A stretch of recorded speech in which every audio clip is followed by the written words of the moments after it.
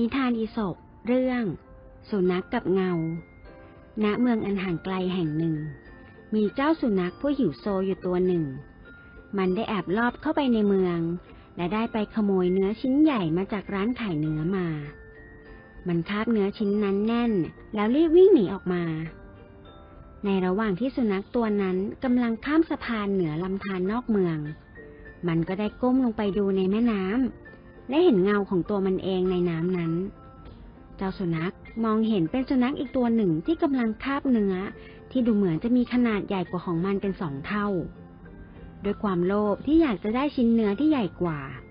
มันก็ได้อ้าปากออกและปล่อยชิ้นเนื้อที่มันคาบอยู่เพื่อที่จะได้เข้าไปเล่นงานสุนัขที่มันเห็นในน้ำและแย่งชิ้นเนื้อที่ใหญ่กว่ามา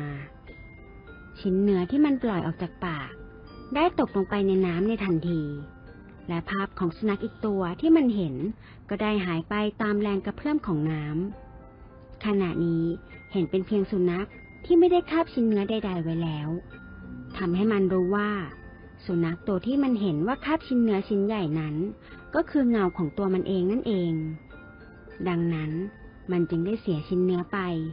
และสายน้ำก็ได้พัดชิ้นเนื้อของมันลอยออกไปจนลับตานิทานเรื่องนี้สอนให้รู้ว่าผู้ที่มีความโลภอาจสูญเสียสิ่งที่ตนมีอยู่แล้ว